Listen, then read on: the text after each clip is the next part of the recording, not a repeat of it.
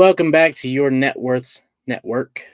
I'm your host, Corey McNabb, and this is a networking style podcast where we bring up special guests, we learn about them, learn about their business, and see how we can all work together. My goal in life is to rise to a place of excellence, and I want to bring you with me. So that being said, let's bring up my boy, Daniel. What is up, Daniel? Yo, How you doing? I'm doing good, man. I'm doing good. Thank you for having me, man. It's a pleasure. I'm glad you finally signed up to be on this podcast, bro. Been waiting and waiting. But that being said, I know who you are, but those watching, they might not. So tell us a little bit about yourself. Yeah, absolutely. So, my name is Daniel Aldana, obviously, and I'm a licensed real estate agent in the Florida market based out of Tampa, Florida, and also work at W-2 as well. I'm definitely looking forward to getting into real estate full time, not just as an agent, but also as an investor. So, what I do currently as for real estate, I put my agent services back on hold because I primarily love working within the sub two community and other sub two members like yourself. I'd rather not just be an investor myself, but also work with other investors and use the resources I have as an agent to help them acquire properties, maybe look into details on the MLS that PropStream couldn't even provide. And quite honestly, it's been a blast so far. The amount of people that I've met have been insane. I love meeting someone new every day, and I'm looking to get more friends than I can count at this point. That's good. That's good. So you're in the Tampa market or just in Florida in general? Just in Florida in general, I'm not really, hyper focused on any specific market. Okay. But you would say you probably are more familiar with the Tampa market? Oh, absolutely. I Okay. was pretty much raised here or almost all my life. Okay. Um, how's that market for like small multifamily? Small multifamily, I honestly don't know. I know residential more than small multifamily. That's Okay. a really good question. Okay. Cool. Cool. So you work with sub two students, and I know you're part of the team I'm on. So tell me a little bit about that. How did you decide to join the Muddy Buddies, and why are you still with us? So the Muddy Buddies, I'm gonna have to remember that.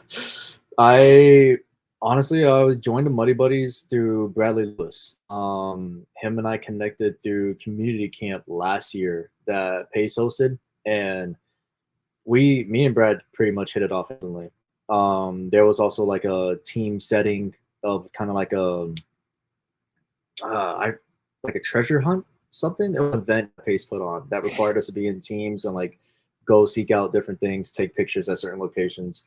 And I just so happened to be on the same team with Brad. So me and Bradley, we connected a little bit more just because of that team setting. And then fast forward to BCon that happened last year in October here in Orlando. Bradley was also able to go. Eventually, when Pace decided to announce the 18-minute challenge, and I found out that Bradley was on the team with the Muds, KJ and Joseph, and then also Andrew Arriaga. It was honestly a no-brainer at that point to join them. I was like, I still need my first deal. I know Bradley. I know if I'm gonna be somebody he enjoys working with, then more than likely I will be a great for the team. And I joined Muddy Buddies in December. Haven't looked back since. I honestly love working with the team only because it really is a family type setting. Honestly, the other people that we have in the team, I'm not looking at them as just peers or people that I work with. It's another sister that I can reach out to if I need help, or vice versa that I can help them out as well. Especially now since I didn't think I was before, but I'm regarded as a outreacher that knows what they're doing more or less, and I'm trying to pay that forward by showing other outreachers that are new to the team, like, hey, what I'm doing, I'm not saying this is how you should do it, but this is my flow, this is my perspective on things. Hopefully, you can help better yourself by taking bits and pieces of what I do and implementing it into your own flow when we have conversations. Awesome. Yeah, I would definitely say you're one of our senior Outreachers. That's the way I classify you. You and Thomas and some others, y'all are real. I mean, you've been with us, right? You've because I mean, shoot, you joined in December. I joined in November, so you really it was only a month later. So just like with OGs, bro, we've stuck it Right. out. But that's awesome. So where do you see working with this team going for you, or how would you want, I guess, this to end up for you, if that makes sense? No, it does. Um, I'd say how I want this to end up for me on the team is I definitely see myself being a closer for a team, especially since I have outreacher experience, and I think being a closer for the team would help in a weird way solidify my status, as in I know what I'm doing as far as not just the outreaching process, but then also closing the agents on the ideas too, because our business model is primarily direct to agent, and me being an agent myself, it definitely helps gain insight into what agents are thinking and how to hold certain conversations with them, especially if they're like the red agent, the more difficult ones. Being a close definitely be honestly the best thing that could happen for me being on the team. And I really don't see myself being any further, only because I would enjoy being on phone and also helping others be better on the phones as well, so that way they can up their level. Okay. All right, cool. So how quickly, or let me ask you this. You've set the goal, you want to be a closer. Okay. Hmm. What's your deadline? My deadline. That's that's a good question. I honestly have not set a deadline for myself in regards to that. So that's you tell me. I mean, you know me best. What would you think would be a solid line for me to become a closer then? Well, I know closer takes a lot longer training than, say, like an underwriter or something like that. So, you know, I don't think it's necessarily reasonable to say that, by the end of this year you'll be, a rock star closer.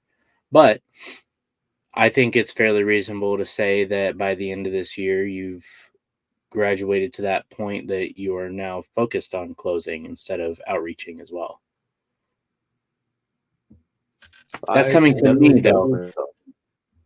I'm not a leader. I'm not the one who makes that decision. So, just disclaimer there. But Yeah, no, I get where you're coming from. having a goal in mind, like you have the goal, but actually make it more specific in like time frame, will actually help and make sure you're saying it right, like telling people. Right. Um, so yeah, that's a big thing. But then no, that's cool. I like that, and it helps me. My question is, like, let's say you get comfortable in the role of a closer. Are you just wanting to stick with this team, or are you going to branch out as well and close for other people? Like, what are you thinking there? I'm thinking primarily I would always stick with the team first and foremost. Personally, the team has been there for me, not just in regards to real estate and questions that I've had, but also when it comes to a few personal experiences in life. They've still been there for me regardless. And that's something that I hold in very high regards to where if you've been there for me on a personal level, then I will stick by your side no matter what, almost. And so, me personally, I know that eventually I'm going to want to help out other teams or maybe help closer for contract, however that works. But my primary focus will be the buddy buddies, only because the culture that the Muds and Andrew and Bradley set up, and then everyone else in the team, that's nothing you can get anywhere else. Not from what I've seen and other conversations I heard about other teams, and that's something that I do not plan on giving up either. Do I want to increase my business? Sure. And there like I said, there's going to come a time to where I'll help out other teams. But again, my primary focus, Muddy Buddies. Okay, cool. I'll be honest, because I like to think myself as an honest person. So, the reason I asked that is I'm sure you've heard I'm looking to buy a small multifamily. That's one reason I asked about Tampa. Um, right now I'm just looking in Augusta, and it'll be a little different if I'm going for something over 5 units. But like my goal by the end of next quarter is to have 4. So like if you want, bro, I'll find the deal and let you close it. Say less. I find deal, you close. Say less. I will gladly do so for you. Okay.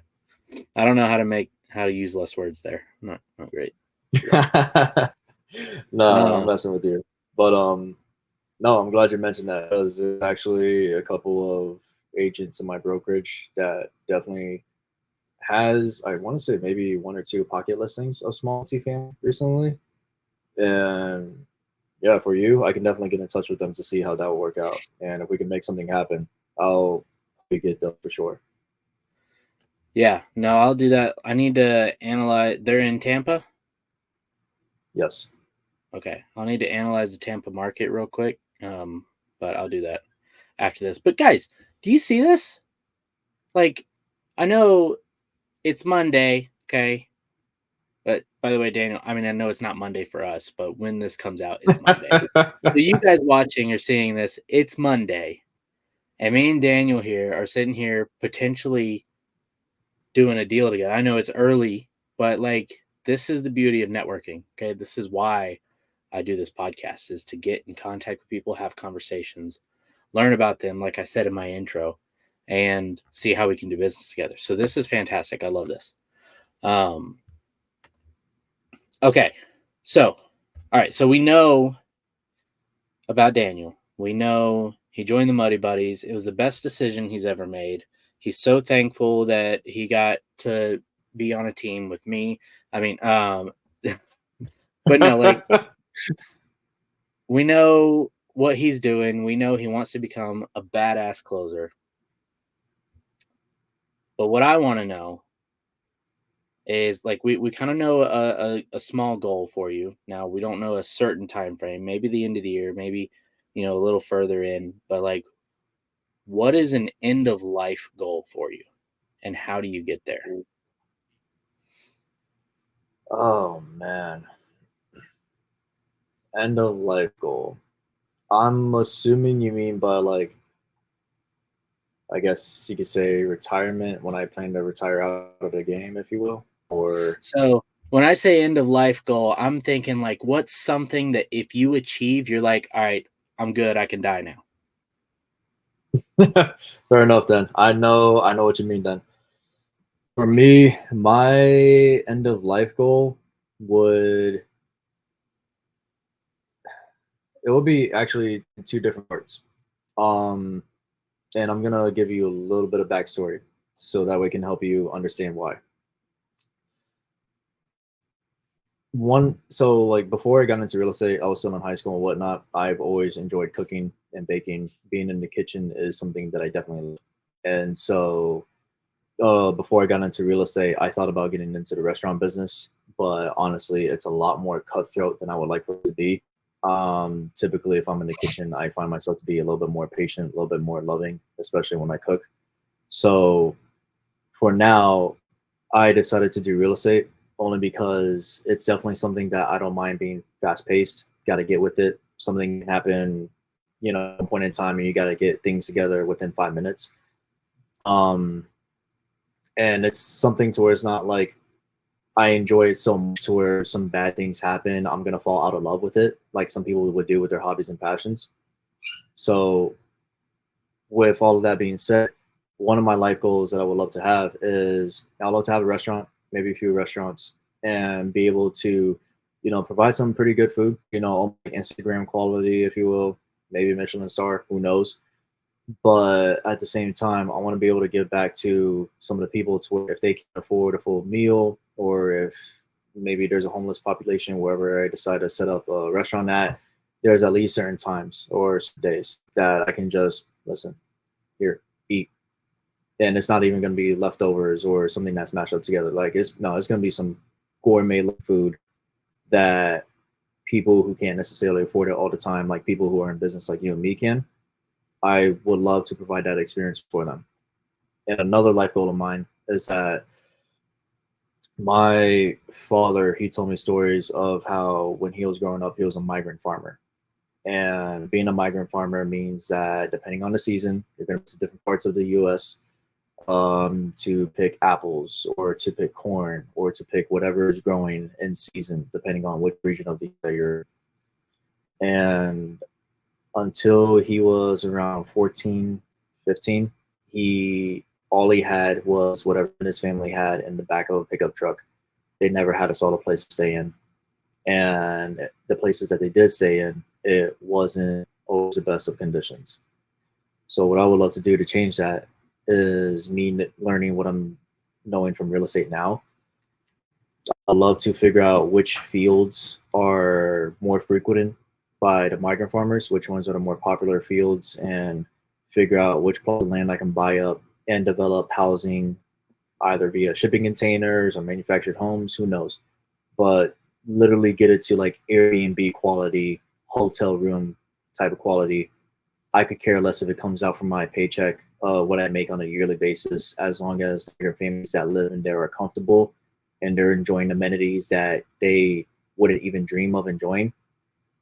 I'm happy because, in all honesty, I've been blessed growing up in my life. A couple hard times, of course, but nonetheless, I still have clothes on my back, over my head, some warm food that I could eat almost on a daily basis. But those guys, they don't, and that's something to where I will never truly understand what it's for them to live the life that they do, especially if they've been doing it all their lives as a kid. Once they migrate from the border, and it's something to where, while I hope I don't go through that myself, I hope that others don't go through it, and if they have to, can at least make their lives somewhat comfortable.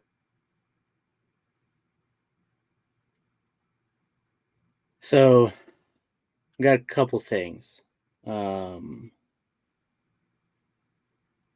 Well, now I can't remember the first one. Dadgum. Sorry, I went a Anyways, little too deep, didn't I? now what was the first thing you said? Oh, Owning a restaurant or a chain restaurant. restaurant. That's right. That's right. Um, so all right. So first off, I'll give you a little backstory of how my brain works, and there are a lot of things that I will see that I've had similar thoughts about. And so sometimes I will combine them and be like, I had this idea when I didn't have the idea. Um, and then there are times I'm like, this one thing happened to me. And I'm like, wait a minute, that may have been a dream. Like, so I don't remember if I saw this or if this was an idea, but I've thought about doing a restaurant and having a system for homeless people before.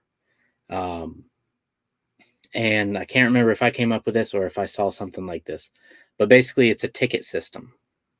So customers can come in when they buy their food, they have the option to buy a meal for a homeless person.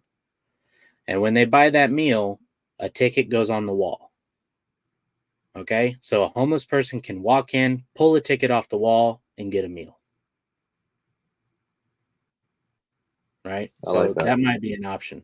Also, I just saw something on Instagram. So it's definitely true. That there was a food truck that just recently got a Michelin star. You know what? I think I saw that too on Instagram. Yeah. That's pretty cool. That was just a little that boom. Hey, food truck people, y'all can do it too. Okay. Uh, Absolutely. but so a while back, for everybody listening, we had a team meeting where we went over our I guess, goals, our purpose, why we're in real estate. And Daniel did bring that out. What's up, bro? That's my little brother. Oh, not right now. Okay. Right now. I'll give it to you. All right.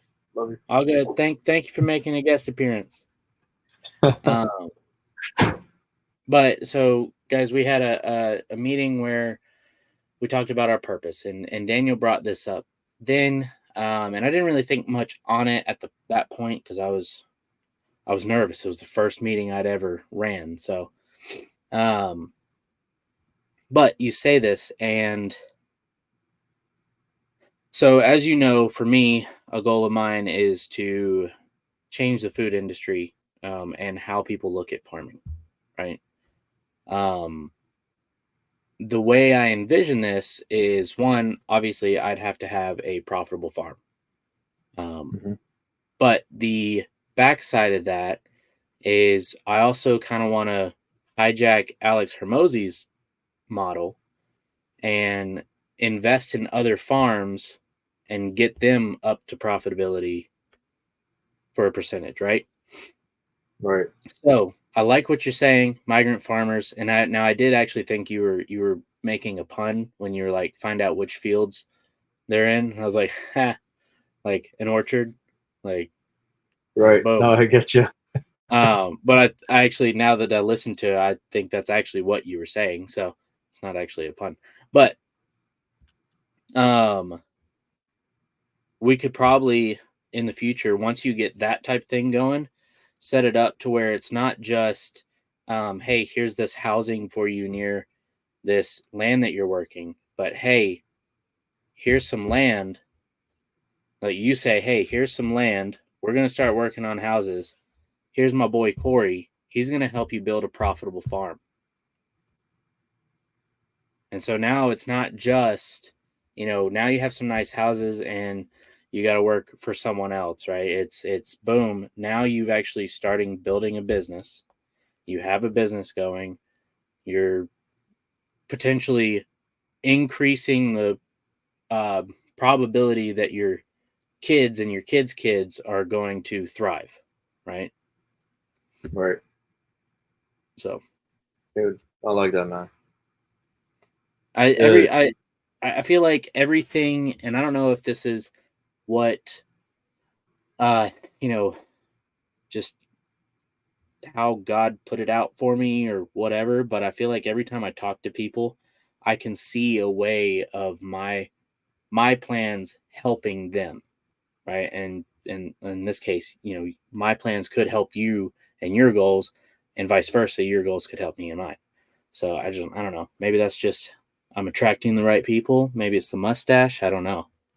I mean, the mustache definitely does get you some looks, but no, at the same time, I want to say that it would definitely be the energy output that you're giving. I mean, I'm not going to go too deep into it, but there's a book that I'm currently reading by Joe Dispenza, and for the life of me, I keep on forgetting the name of it, but it was along the lines of like breaking your mindset or breaking your habit, and he was going into the topic of how, in a nutshell, whatever future you see yourself living, already think that you're living that. You're already living your future self. Therefore, your body is going to put in certain chemicals to where that's going to be the new norm in your body. You're going to feel happy. You're going to feel like you already got that farm. You're already helping out other people.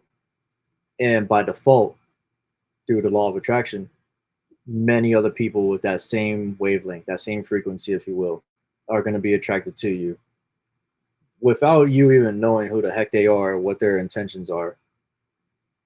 And conversations like this that you and I are having, we're going to find out a way to make it happen.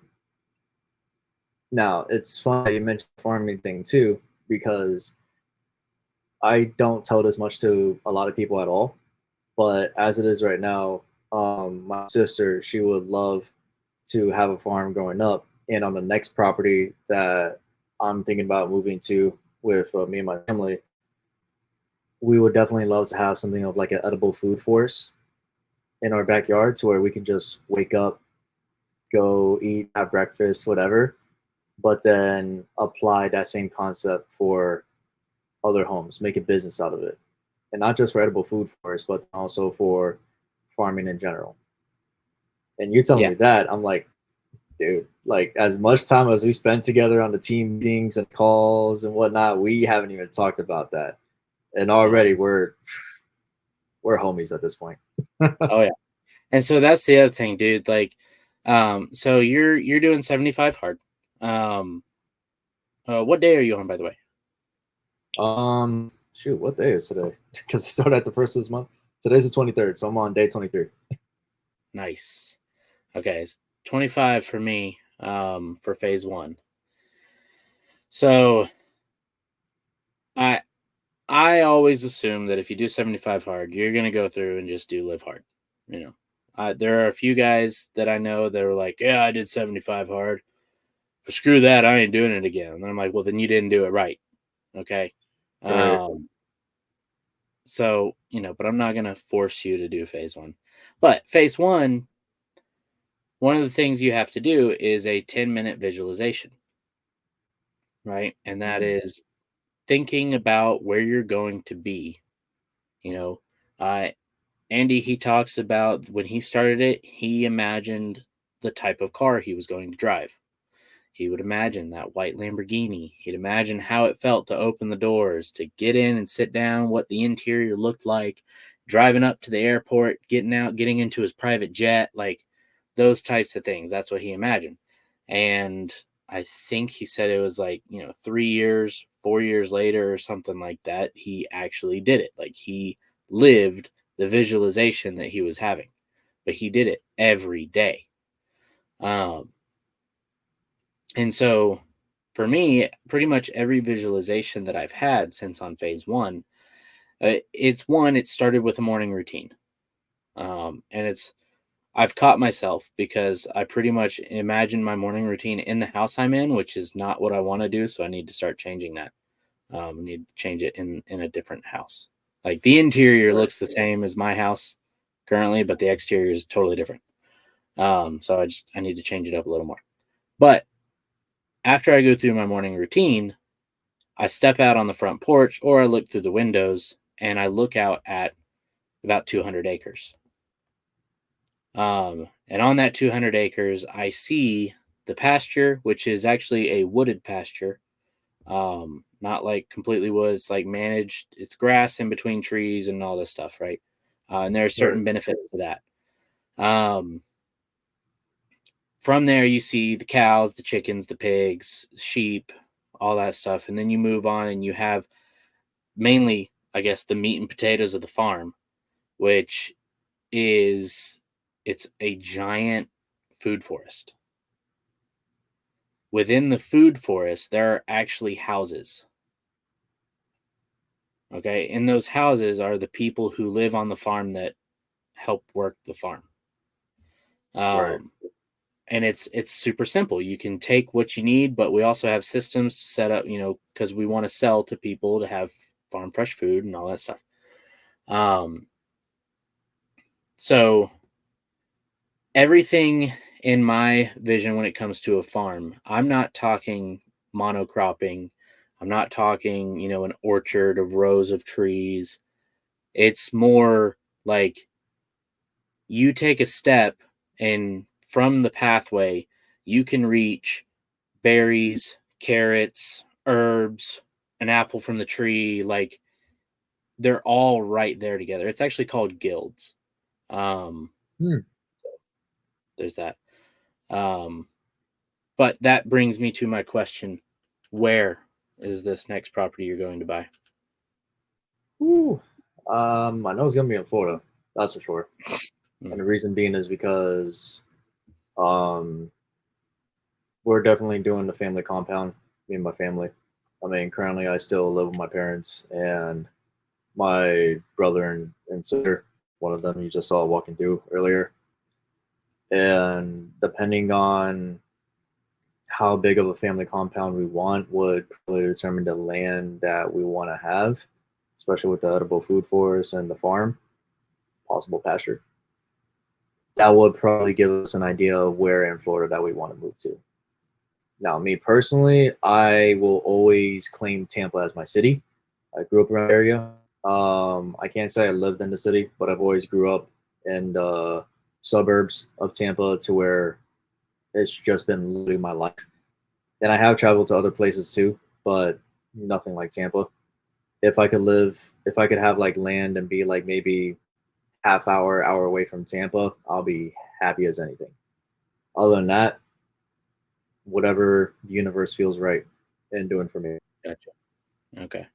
Well, that throws out what I was going to say because I can't convince my wife to live in Florida. So she used to live where was it? I don't know. It was somewhere down in Florida. And when she was a kid, and I guess one hurricane came through, and she was like, "Nope, never gonna live here again." Ooh.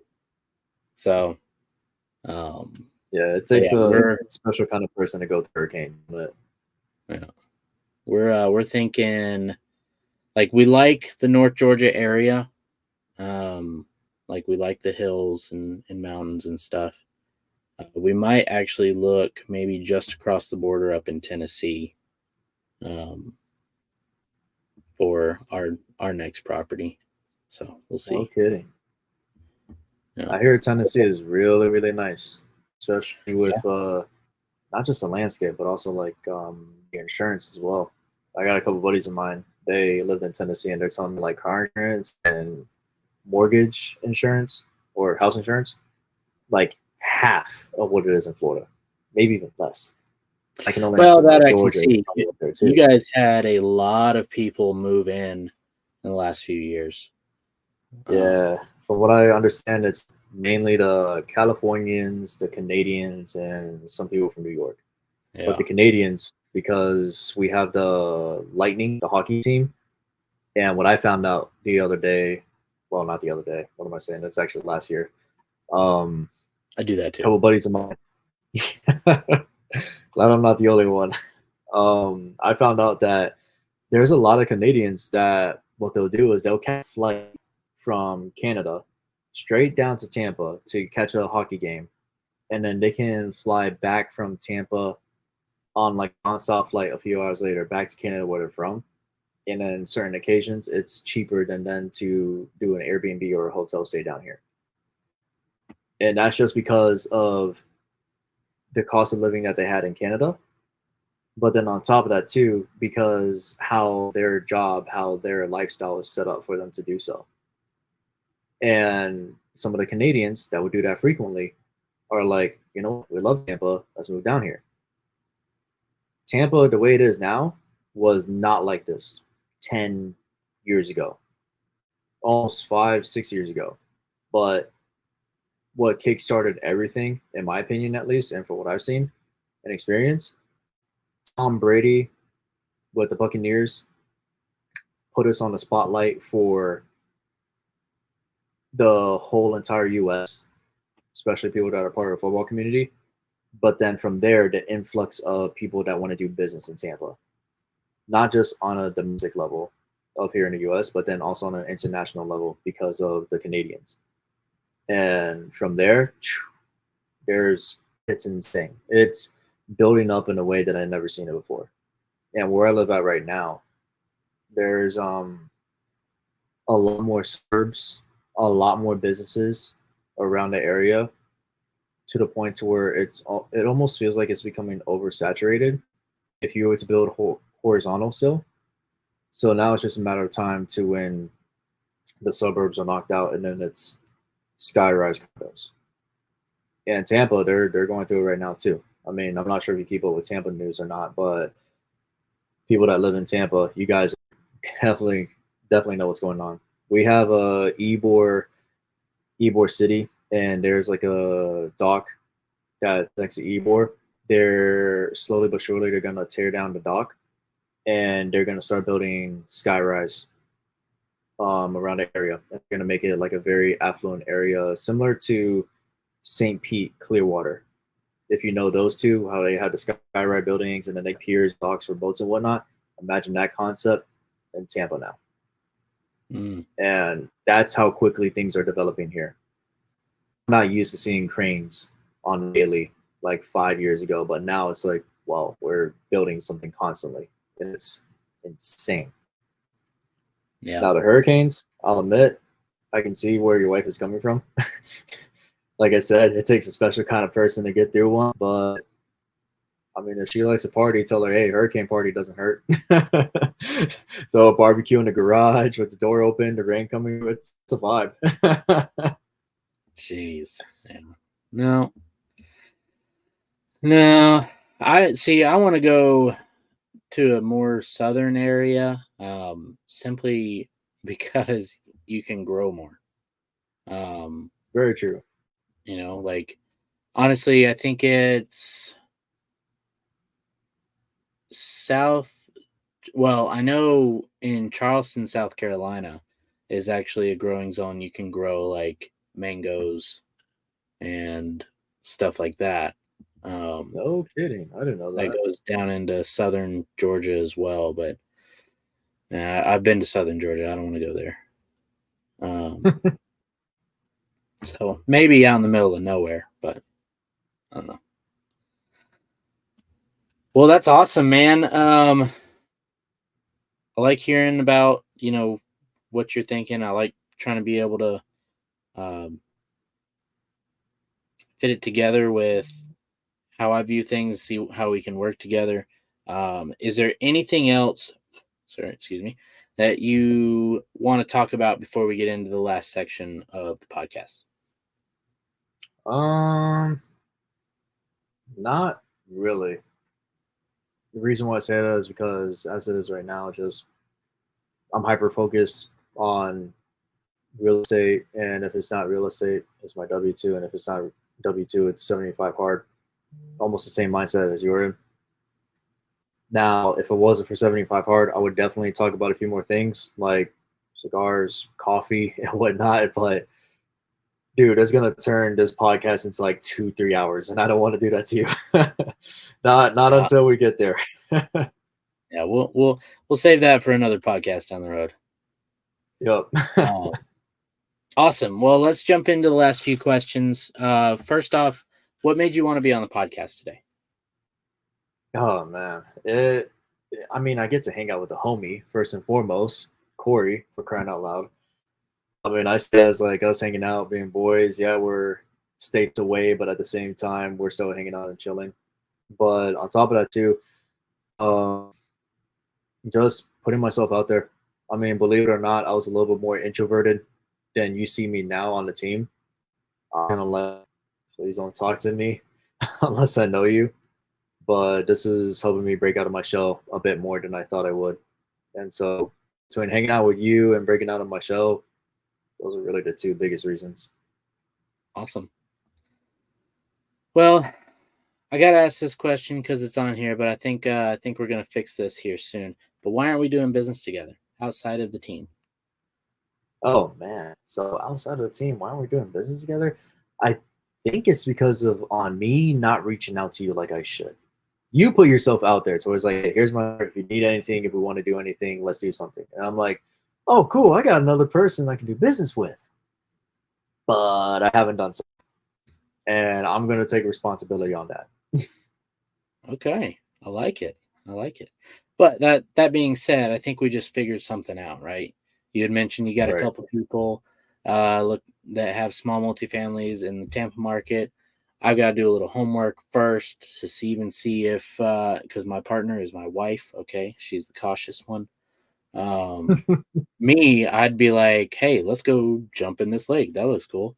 And she's like, whoa, hang on a second. There's dead people in that lake. So um, that's Lake Lanier, by the way, just so y'all know. So Um, avoid that like got it. yeah, well, I dive in that lake all the time. So I'll just um, go jump in right after you. no, no, I mean like the scuba gear, all of it. I actually dive in the lake. So yeah, we'll do that. I got to figure out if it's a good market, and hopefully we will get something going. And like I said, if I get something, started, but I'm struggling to close it, or I just don't want to try closing it, I'll let you give it a shot. Throw you on the Absolutely. spot. I would definitely not mind doing that at all. I will utilize my license to help further the conversation if it's on market and see where I can get to it. I have Okay. no doubts that you'll be able to close deals, but if you need me, oh, bro, I got you. Well, it's not that I can't. Well, I say that. I haven't yet, right? I'm confident that I could if I had to, but it's more so as I'm going into this, I realize that what I want to be is a buyer. I don't Right. like I am totally fine having other people close it for me. I just want to buy it. So, Fair enough. that being said, move on to question number 3. What are your strengths in business or in your personal life? Ooh. I want to And more say more that than your my muscles. that wasn't even a thought, but I'm glad you mentioned that. um, I want to say one of my biggest strengths is, and it's recently discovered because of 75 hard, is my discipline. Like once I put my mind to something, there's no stopping me. I've noticed that with a few things, not just in my personal life and real estate, but with 75 hard, me doing it, I'm on day 23 and this is my second attempt. It definitely helped me learn that like if I want to get something done, I will get something done and it's going to take a lot to stop me. Like if I truly believe in something. So and that goes not just for business but for my personal life as well.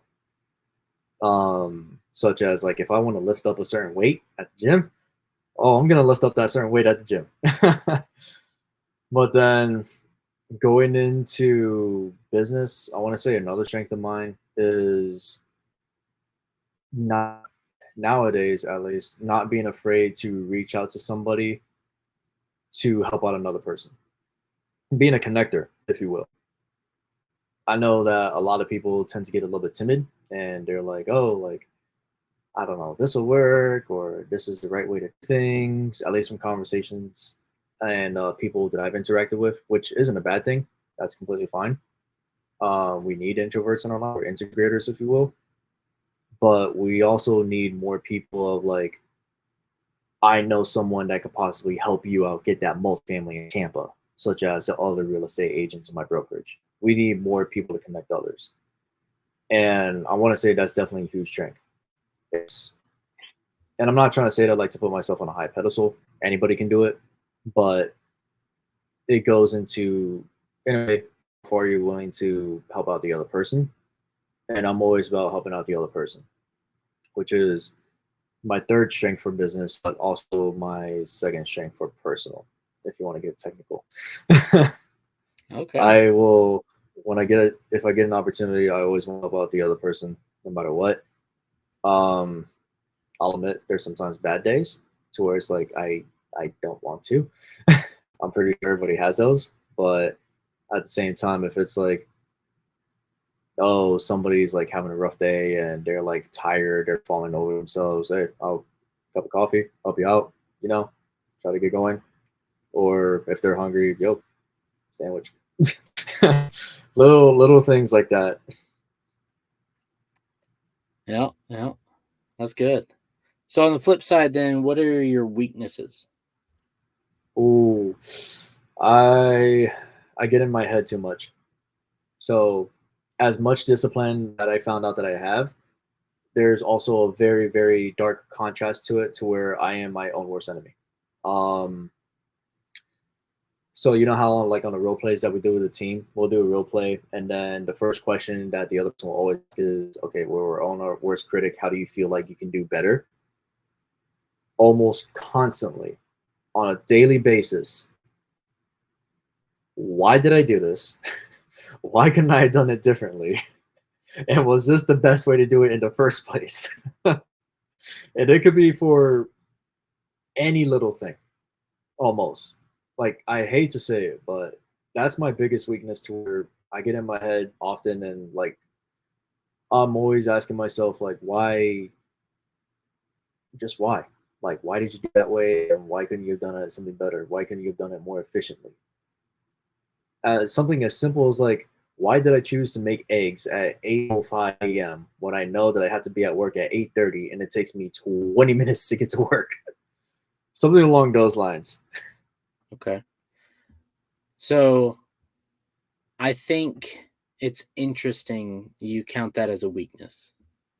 Um, the reason being is simply because of the questions you're saying that you're asking. Why did I do this? Why didn't I do it a better way? Why didn't I blah blah blah whatever, right? Mhm. I think it would have been more a weakness if it was more, okay, well, we're our own worst critic, so what did you think? If your internal thoughts were, I suck, I shouldn't be doing this, blah, whatever, right? All these negative things. But your inner thoughts from what you're telling me are actually introspection. It's exactly what I did with every girlfriend I ever had. Okay. Now, Ooh. I'll say this, and this is not a shocker to my wife. Okay. She knows it's one of the first things I told her. So y'all don't go trying to reach out to her being like, oh, he said this on your pocket. Doesn't matter. Okay. She knows. My wife was my 32nd and last girlfriend. Okay.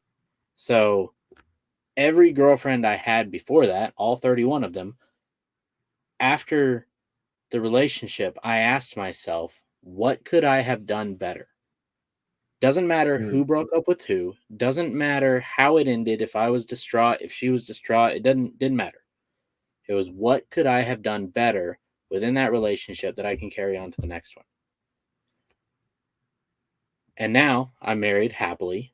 Like personally, I think I genuinely have a happy marriage that no one's ever experienced, probably except in the 50s or earlier. So, especially not nowadays. Like, geez. God. Um, There's so Nowadays, I'm afraid for people my age. Like, I'm 24, and seeing how some of my buddies are, and some other people my age at my W-2 that I work at, and talking about their relationship problems, I'm like, take a step back. Y'all are too crazy for me, y'all. like honestly, It's rough. I'll make this statement. Okay, I am so confident that I have the best marriage in this country that, Mhm. and I'll take up pace on that too, right? He boasts about his Oh marriage, shit. but like outside of, I don't make as much as Pace. Outside of that, relationship wise, we're either on par or I might be a little bit better. I don't know. If we could have somebody secretly, oh no, we couldn't do that actually. I was gonna say if we could have somebody secretly film us to see how our relationship worked, I think it would be a huge benefit to a bunch of people, but it would be probably a triple X rating. So yeah, but that is one of the keys to a the happy marriage. Okay, the McNabb special. that's right. We're not gonna get into that because this is YouTube. Um, cool. Exclusive. So yeah, last question. What do you need help with that is going to make you money in the next 30 days? Woo. It's funny you mention that, because me and Logan were on a call earlier, and Logan is one of our closers on the team that me and Corey are on, for those of you that don't know. But he was almost asking me that same question, and my answer to that would be consistency. I need help staying consistent so that way I start making my money. I have a feeling that if I was able to stay consistent, I would have been with my W-2 job and been killing it in real estate. Just consistency has been getting to me the most. Okay. Are you ready to be consistent? Hell yeah. Okay. Have you heard of the power list? No. Okay. I think it's Real AF episode 16, maybe. But Episode basically, 16. it's either 16, 18. It's somewhere in there. It's like your last 1,000 days / power list or whatever. Basically, what you do is get you a notebook, and every morning write the date. You can write the day. I put the day at whatever phase I'm on as well. And then you make 5 critical tasks. And those 5 tasks you have to get done in that day in order for you to win the day.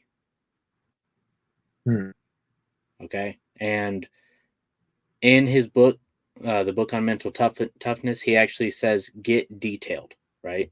So don't just say, oh, have a conversation with someone or have a conversation with Johnny, right? He's like, when I do mine, it's, go down to the warehouse, talk to Johnny about his daughter going to college at 3 p.m., right? He gets specific.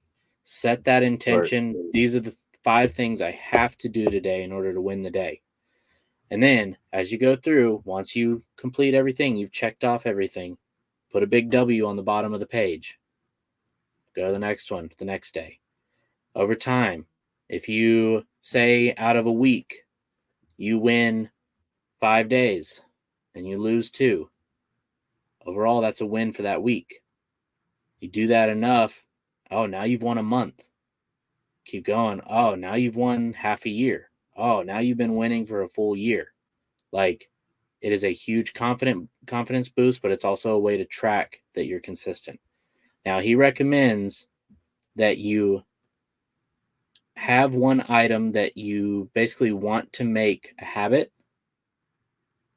or it can be all of them that you want to make habits. But so, like, when I started 75 Hard, and the benefit of 75 Hard is actually you have been doing a power list. 75 Hard is 5 critical tasks, right? I mean, you can split it up however you want, but once you're off program, you can change those tasks. But he recommends doing them for at least 21 days straight before changing that task, right? So if you're not in the habit of reading a book, I know you're doing 75 Hard, so you'll be there anyways. But if you're not in the habit of reading a book every day, you can write, read a chapter or read 10 pages or whatever. And then 21 days in, if you don't even, or however long it takes for you to not even have to look at the list to know, hey, I got to read my book. You open it up and you're reading it. You're not even considering it like as a task that you have to do. You can scratch that off and replace it with something else. Okay. But it's 5 tasks every day. I like that. There you go. Let's take a look at that episode. Sure. Yep. So in your case, it could be, make 10 calls every day, or make 20 calls every day, or, practice, do 1 role play every day, or, whatever it is you need to help further your goals. Yeah, I like that. I'm going to start doing that for sure. As far as start making my KPI a priority. Yeah. But the key is write it down. Okay. If you don't have a notebook and you're able to just get some loose leaf paper, get some paper, write it down, and then tape it on your wall. Every time you win the day, tape it on the wall. And as time goes on, your wall will be covered in papers and you'll be like, hell yeah. I got a notebook and I got tape. What's up? There you go. Sweet, man. Well, I'm glad I was able to tell you about that. Last thing I want to ask is, where's the best place for people to get in touch with you? Ooh, best place people can get in touch with me. My Instagram, DANDIEALD. I know it's a weird one, but there's a reason for it. I'll explain. My full name is Daniel Diego Aldana, and If you take the first 3 letters of each of those, that's basically my IG. And so, funny enough, it's Daniel. also my gamer. Yeah, it's also my gamer tag on Xbox. We don't worry about that. That was when I was a kid. Awesome. All right, brother. Well, that's all I got. I really appreciate you hanging out with me on the podcast today, and yeah, I'm looking forward to the business we're going to get to do together. Yeah, absolutely, dude. I know you and I are definitely going to be talking on the phones a lot more after this podcast. Oh yeah, absolutely. Well, man, I'm going to send you to the back and close this thing up. Sound good? Sounds good. Later, Awesome. guys. Thank you again. Well, guys, that's our show. That was Daniel. A lot of stuff. Like, I honestly, for a while there, I forgot we were doing a podcast. I was just having a conversation with him. And that's one of the things I love about these podcasts is I get to just have conversations with people. So that being said, I know this is almost an hour long and you've stuck with it. I really appreciate it. Do me a favor and like and subscribe. Let me know what you thought. Let me know how good his beard looked. Let me know how good my mustache looked comparatively. Anything y'all want to share, put it in the comments. Okay. I'll look at it. I will probably not respond. Like I said, I'm an honest person and I'm terrible at this YouTube thing, but I'm getting better. In fact, just today, no, that's a lie. Today, the day of recording, not the day you're watching this, the day of recording, I just figured out how to make short versions of these videos. So I'm just now starting to do that. So hopefully you'll see a lot more of that, especially on this episode.